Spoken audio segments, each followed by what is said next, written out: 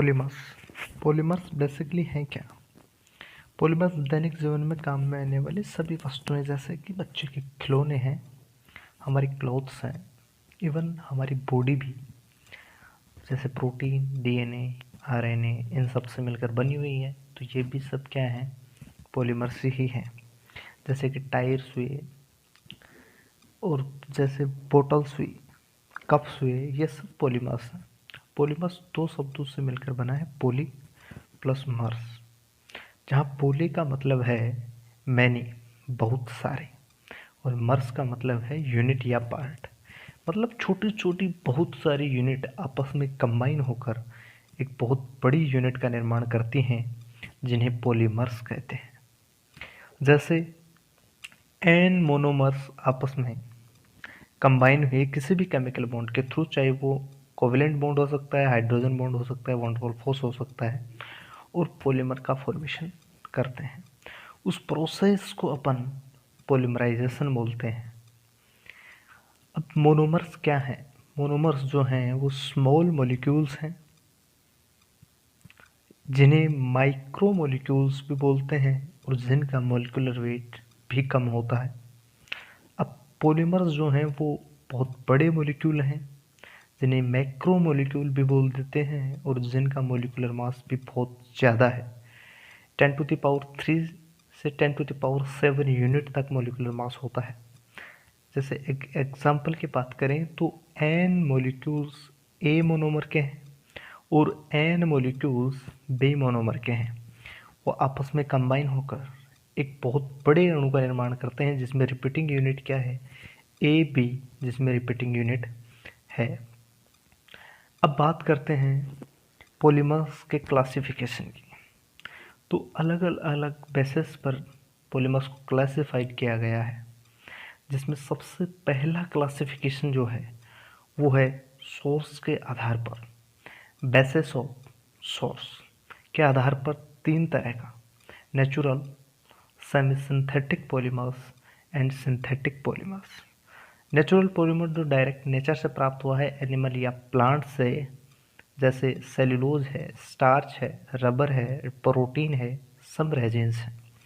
Semi synthetic polymers कुछ monomer unit natural की, कुछ मोनोमर यूनिट सिंथेटिक की, जैसे कि सेल्यूलोज डेरिवेटिव्स, जैसे सेल्यूलोज एसीटेट, जैसे रेयन भी बोलते हैं, और सेल्यूलोज नाइट्रेट।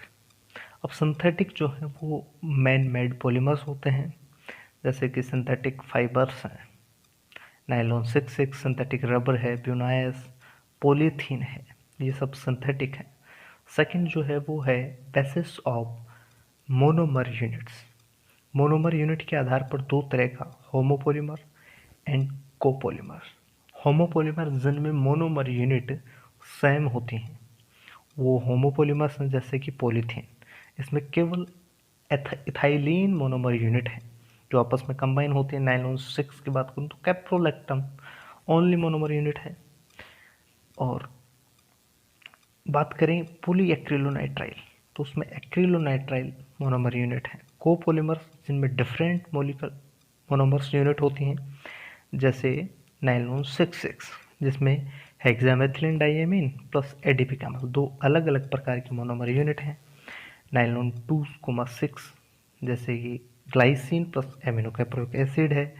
ब्यूनाएन 1,3-ब्यूटाडाइन प्लस एक्रिलोनाइट्राइल है। ब्यूनाएस 1,3-ब्यूटाडाइन प्लस स्टाइरीन है।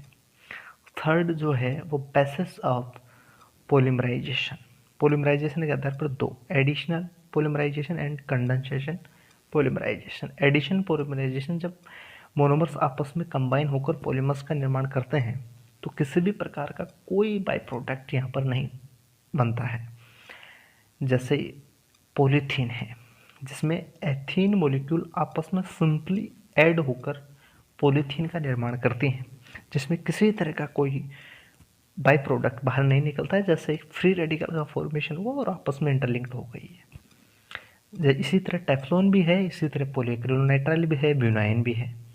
कंडेंसेशन पॉलीमराइजेशन, जब मोनोमर्स आपस में कंबाइन होकर पॉलीमर का फॉर्मेशन करते हैं तो कुछ ना कुछ बाई प्रोडक्ट निकलता है एक्स, जो X है वो H2 हो सकता है, NH3 हो सकता है, क्लोराइड हो सकता है, एल्कोहल कुछ भी हो सकता है।